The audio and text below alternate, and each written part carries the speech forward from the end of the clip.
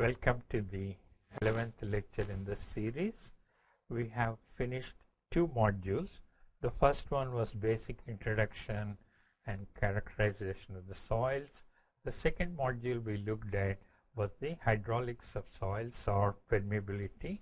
We'll say module 2 concerned with flow through soils, and we looked at the basic characteristic which is defined as permeability.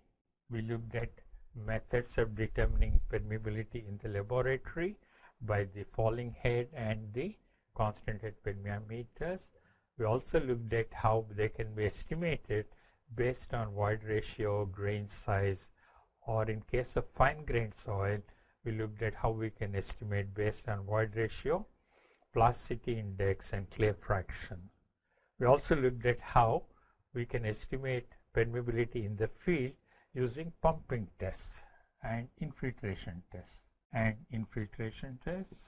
I suggest that in your laboratory or in your institute, you go to the site and do this infiltration test. It's one of the easiest to do.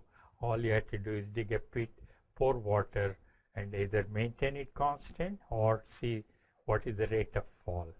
Based on that, you can estimate the permeability in the ground, and which you can also by simple modification find out how the permeability can vary for flow in the vertical direction and also for flow in the horizontal direction.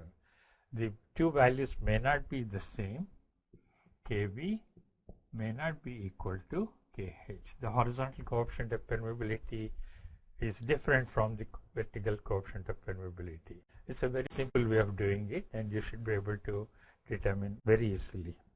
Now we'll go to module 3, which is based on stress analysis. So for this, we may have to go back to your basic courses on mechanics of solids, which you might have studied, and we need to revisit the concept of stress and how, in case of soil, we make use of the same in order to define the conditions within the ground. So we'll have 3 lectures in this module. Let me go back to the basics. You would have studied in maybe late intermediate or first year that if you have any body and you have a series of forces F1, F2, F3, F4, etc., Newton's laws say that sigma Fx is equal to 0, sigma Fy is equal to 0, and moment about any point O. Then if these 3 conditions are satisfied, we have equilibrium.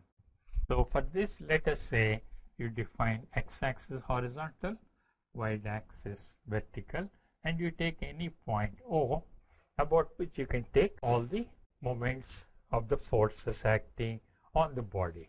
And for equilibrium, sum of the forces in the horizontal direction, which means we have to resolve them into horizontal and vertical directions, which is not very difficult for you. If you have a force in any given direction, you know that force is a vector. It has magnitude and direction. You would say if this is the force, Fx is equal to F cos theta, and the force component in the y direction is F sin theta, which is a simple way in which you can resolve. Once you have the concept of forces, what we need to look at is the concept of stress. But before that, you probably would say if on a certain area, if force is acting and the area here of the cross section, it could be a square, a bar, a rod, whatever it is. Let's say it's the diameter d, then the area is equal to pi d square by 4.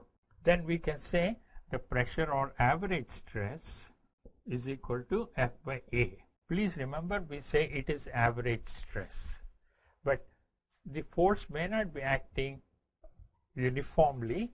It could be distributed on this, and so we need to find out what will be the stress at a point. So what we do is, let us say I have the surface here and the force or the stresses may be distributed So what I will say is that let me take a very small infinitesimal area. Let me call it as delta A. I am not looking at the whole rod or bar, and then I am trying to find out what is the force on that. Shall we say it is delta F, because the total force may be distributed. Let us say you have a column and a slab resting on it. So whatever load that's coming up from below is distributed over this over the top of the column. This force may not be uniformly distributed. It can vary depending on the thickness, the stiffness of the material, etc. So what we say is that if I take a very small infinitesimal area, what will be the force per unit area on that? So now can I say average stress on delta A is equal to delta, or average stress is equal to delta F by delta A. What you have found out is over this small infinitesimal area, it could be 1 centimeter dia, could be 5 millimeters dia. Finally, let's say we go to 1 millimeter or even a fraction. So this is still an average. In the limit, delta A tends to 0. That means the area becomes smaller and smaller. Finally, you reach almost like a point. Then you have stress at a point. You agree that if delta A becomes 0 or tends to 0, the area that we get is exactly equal to that of a point. Then we say this is equal to limit delta A tending to 0, delta F by delta A, or we can even say delta F by in terms of derivatives. So now we have the concept of stress at a point. What is stress at a point? It is the average stress per unit area. In the limit, the unit area tends to 0. So you have a concept of a stress. Then I would like you to extend that to the force need not be perpendicular. Let us say the force is at a certain angle. Then can I resolve that into normal component and the tangential component? For example, if this angle is theta, here is the surface, this is the normal, and the force is acting at an angle theta with the normal. So can I say the component of the force normal to the surface is Fn, and the component of the force parallel to the surface is Tn. What are these values? Again, from your simple mechanics, is F cos theta, and Tn, which is a tangential, you can say, parallel to the surface, is F sin theta. These are basic mechanics that you have studied, how to resolve forces in the two directions. One is the orthogonal direction, other one is the parallel direction. So you have two components. Based on this, we define the normal and shear stresses. This is symbol. Usually we use sigma, and for shear stresses we use the symbol tau. Please remember, we use the Greek letters, sigma for the normal stress and tau the symbol for shear stresses. Now let us define these stresses, normal and shear stresses, based on these components. And the stresses usually have, all these stresses have two suffixes. So I'm now looking at a surface, this plane or surface, and the axis perpendicular to the surface is what it defines. So we call this as the x-plane, and the force is acting in the x direction. So you have both the plane is x-plane and this force is in the x direction. Then this is equal to limit delta A tending to 0, delta normal by delta A the normal component of the force divided by the area in the limit area tends to 0 is called the normal stress. The shear stress is equal to, similarly, delta A tending to 0, delta the tangential component divided by delta A. So what we are saying now would be, just as we considered earlier, this is the normal. Let us say the force is inclined in this direction. So what you have done is resolve that into Fn and resolve into Tn. The angle that the force makes with the plane, always remember the plane is defined by the normal. This is the x plane, because we had defined the orthogonal axis as x and y. Suppose I take a horizontal plane, and you can see that this should be a y plane, because this direction is a y direction. So what you find here is, now on the x plane you can define the normal component as sigma xx, but again, being engineers, we know that if the subscript is repeated, I can simply say sigma x. Please remember, finally normal stresses have only one suffix, so you can have sigma x and sigma y. Whereas the shear stresses can have two suffixes, tau xy, tau yx. What does it mean? Tau xy is, x corresponds to the plane, this is the x plane, and the force is in the y direction. And so I am calculating the shear stress tau xy as limit delta A tends to 0 of the parallel component of force divided by the area in the limit area tends to 0.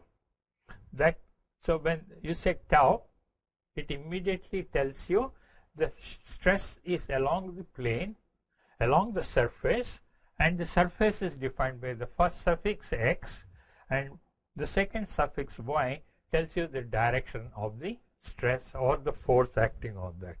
So what you will now have for a simple two-dimensional problem, let us say you are having a simple problem, or you can imagine, suppose I have the ground level here and you have soil with some unit weight. At some depth z, please remember, in our convention, vertical depth is always taken as z, and you can say the horizontal direction is x, and perpendicular board it can be y.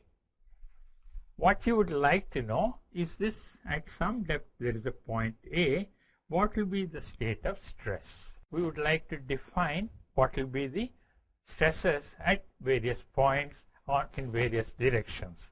So now when we say stress at a point, can I pass a x plane here, so the normal is in the x direction? I am looking at the point. Please remember, we are looking at only a very small area, which is infinitesimally small. So we are talking of a small point, and through that if you put it, can I say that this plane will have sigma x and tau xy? In the same plane or at a small distance, I can put a horizontal plane, and the normal to that will be in the z direction. So this will become a z plane, whereas this one was an x plane. What will be the stresses on the z plane?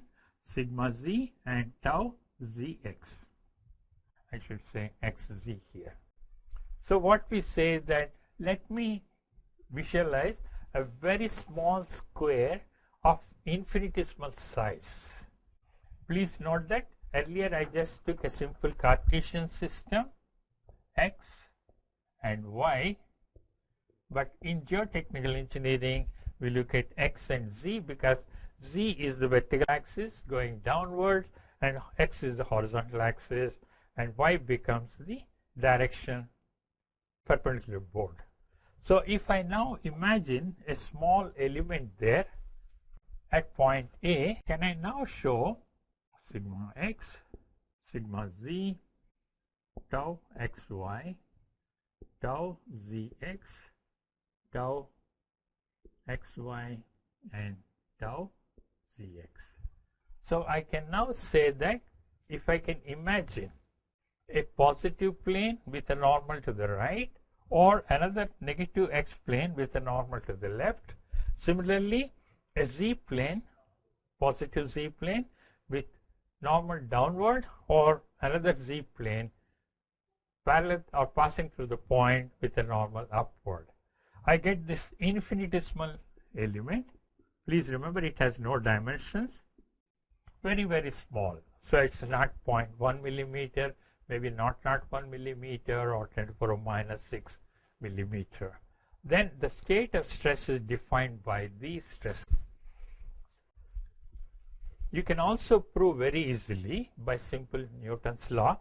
For example, you know that this sigma x is equal to the sigma x on the left because sum of those two will be 0. Sigma z will be equal to sigma z on the negative plane. If I take moments about any point, you can prove that tau xz is equal to tau zx. What does it mean? The shear stresses on orthogonal planes have to be equal. Otherwise, if they are not equal, the whole element will start rotating. You will not be able to satisfy the moment equilibrium equation. If you want to satisfy, which you have to for static equilibrium, we are not looking at dynamics. Everything is under equilibrium conditions, no movement, no displacement, in which case you have to have the shear stress on the x plane will be equal to the shear stress on the z plane. So that means tau xz is equal to tau zx. Given that, we have to now find out what would be the state of stress on any other plane. What you have defined till now is an x plane and a z plane. Maybe a positive x plane, a positive z plane, a negative x plane, and a negative z plane. But what about the state of stress on any other plane within the board here? By that, we had to again do a bit of simple analysis. Any arbitrary plane. Suppose I take, instead of the full element, I take partial A, B, C, and now I say this is sigma x, tau xz, sigma z, and tau zx. I would like to know what would be the state of stress on the plane AB. What is the orientation? AB is inclined at an angle theta to the horizontal. So we would like to find out what will be the state of stress. This can be sigma n and this can be tau n. AB is any arbitrary plane and inclined at theta with respect to the horizontal. So you have defined AB as an arbitrary plane inclined at an angle theta with respect to the horizontal. And what are the possible stresses on that? Which will be a normal stress. So I call it as sigma n and tau n as the shear stress. We would like to find out, is there a relation between these stresses and the stresses on the two orthogonal planes x and z, which are sigma x, sigma z, and tau xz. If I take this small element, which is infinitesimally small, I would like to now say if AB is given as the length, what will be AC? Can I say AC is equal to AB times cos theta? Similarly, BC is equal to AB times sin theta. Simple trigonometry. And let us say this element has unit thickness. This dimension is 1 unit. So perpendicular to the board, you have a unit thickness. We'll write the equilibrium equations. Please remember, equilibrium equations are not satisfied in terms of stresses. They all have to be satisfied in terms of forces. Right at the beginning of today's lecture, we said that Newton's laws are in terms of force equilibrium. So you have to write force equilibrium. Now instead of writing for x and v directions, can we resolve the forces in the normal and tangential directions with respect to the plane AB? So I'm now resolving first normal to the plane AB. So what will be the force? Sigma n into the length of the plane is AB into 1 is the area. Please remember, the direction perpendicular to the board is taken as unit thickness. So what will be the area of plane AB? AB into 1. Okay, so we now have to find out what will be the components of the various forces. Let's now first take sigma x, and if I look at this, I'm trying to draw this line parallel here, theta. So I would like to resolve sigma x into the direction of the normal component. And what will be the direction? It will be minus, because you can see that this component is opposite to the direction of sigma x should be. So can I say minus sigma x, and what will be the length? BC into 1. And what will be the component of sigma x in the direction n? If I look at it, cos theta in this direction, it will be sin theta. So the component of the force from sigma x on the face A, BC is equal to sigma x, BC into 1 into sin theta. Similarly, let us resolve the z component into the two directions from sigma z. So mine again, you can see that if I resolve this, component will be opposing. So that will be equal to minus sigma z. The area of the plane is AC into 1. And since the angle between these two is theta, angle between the two orthogonals also will be theta. It becomes cos theta. Okay. Again, now look at the components due to tau xz and tau zx. They are all equal to minus tau xz. Area of the plane is BC into 1 into cos theta. And the component of this tau zx onto that direction will be again tau zx into area is AC into 1 into sin theta. Are there any other forces we need to consider? We are not looking at the weight of the element, so I can only say the force components in the normal direction would be due to sigma n, sigma x, sigma z, tau xz, tau zx is equal to 0. Please remember, sigma normal component AB into 1, sigma x, area of the face BC, sin theta is the component, sigma z, AC into 1 cos theta, minus tau xz, BC into 1 cos theta, minus tau zx, AC into 1 sin theta. You can substitute AC is equal to AB cos theta and BC is equal to AB sin theta. I would like to leave it to you to simplify this and say you will get sigma n is equal to sigma x sine square theta plus sigma z into cos square theta plus 2 tau xy sine theta cos theta. How did I get 2? You agree that tau xz is equal to tau zx. I have BC is AB sine theta, whereas AC is AB cos theta. You will have sine theta cos theta sine theta, these two being same, and I can cancel AB all over, and this is finally what you will get. You will get sigma x into sine square theta plus sigma z cos square theta plus 2 tau xy sine theta cos theta. I would like you to transform this into, you know how to expand cos 2 theta cos square theta minus sin square theta. You can simplify that and you will get this expression. So what you finally find is the normal component on any arbitrary plane sigma n inclined at an angle theta is a function of sigma x sin square theta, sigma z cos square theta plus 2 tau xy sin theta cos theta, or sigma x plus sigma y by 2 plus sigma z minus sigma x by 2 cos 2 theta tau xy sin 2 theta. In the same way, if you resolve into the tangential direction, you should be able to get the second equation. Can we write that?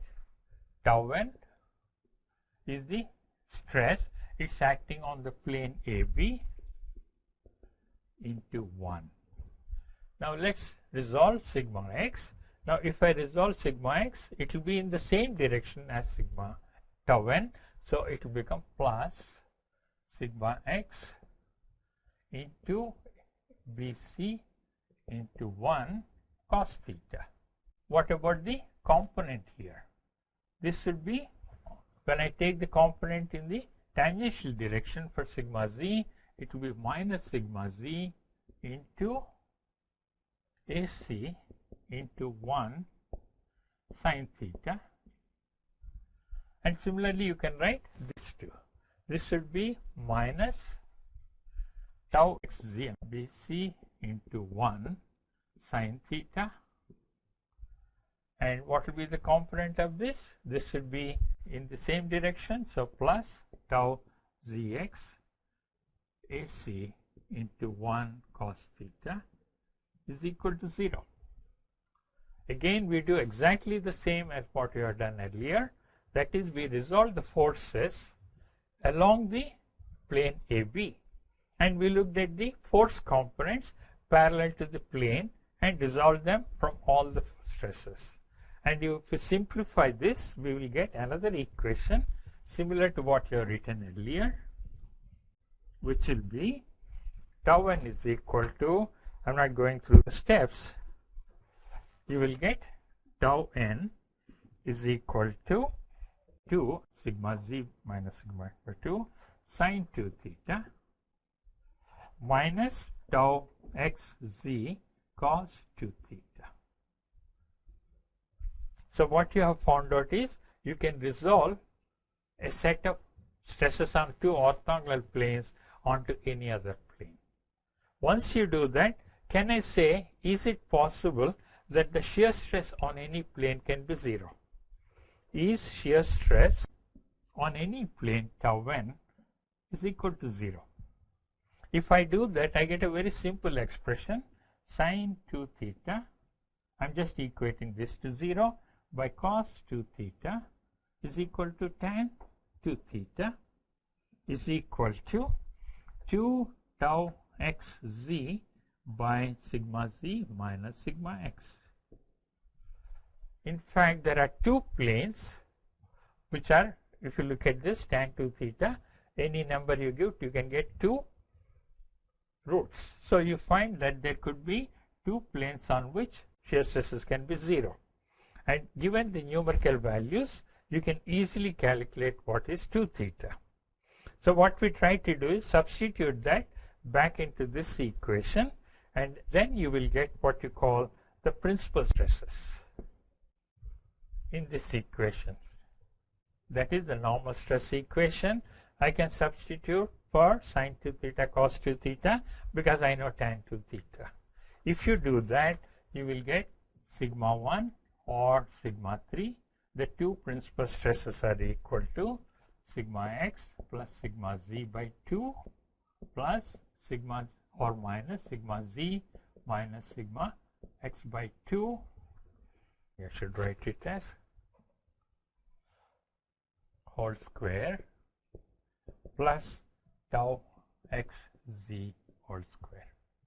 You have substituted for tan 2 theta in terms of tau x and sigma z minus sigma x. So what it means is the two stresses which are pure normal stresses, we call them as principal stresses. They are equal to sigma x plus sigma z by 2 minus square root of because the shear stress is 0, you will find that sigma 1 and sigma 3 are called principal stresses, which are basic ones along which there will be no shear stress.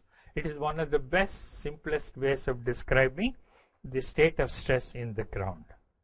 Based on this, Mohr came out with a very simple diagram, which is for the same state of stress you are looking at. Please note that these two are the same, so you don't need to write so many times. What Mohr said was, let us take sigma and tau axis, and let's plot these two like you're plotting an orthogonal coordinate system. Let's say I have sigma x and tau zx. I get 1 point. This is sigma x, tau x z, sigma z, tau zx. But remember, these two are equal. So what he said was, you get point A here, point B, join them, and with this as center, draw a circle, and you will get sigma 1 and sigma 3. And this angle is 2 theta. That's what we found. When you rotate this AB through an angle 2 theta, you will get the principal stresses. Please remember, sigma 1 is called the major principal stress, and sigma 3 is the minor principal stress. I would like you to identify the Mohr circle. Can I say the distance to the center of the circle is average of these two stresses, that is sigma x plus sigma z by 2. Sorry, this is equal to, whereas the radius, please note that this is the radius, this is tau xz, this is difference between these two is sigma x minus sigma z, so half of it is equal to sigma x minus sigma z by 2. And when you look at the equation, this is the radius, r is equal to square root of sigma z minus sigma x by 2 whole square plus tau zx whole square. So you now have defined a Mohr circle by its center and its radius. The center is given by the average of the two normal stresses, and the radius is given by this expression, which is what we have written earlier for the two major stresses. We have written as the distance to the center plus the radius or minus the radius. Please remember, we have written sigma 1, sigma 3 is equal to plus or minus square root of sigma z minus sigma x by 2 whole square plus tau xz whole square.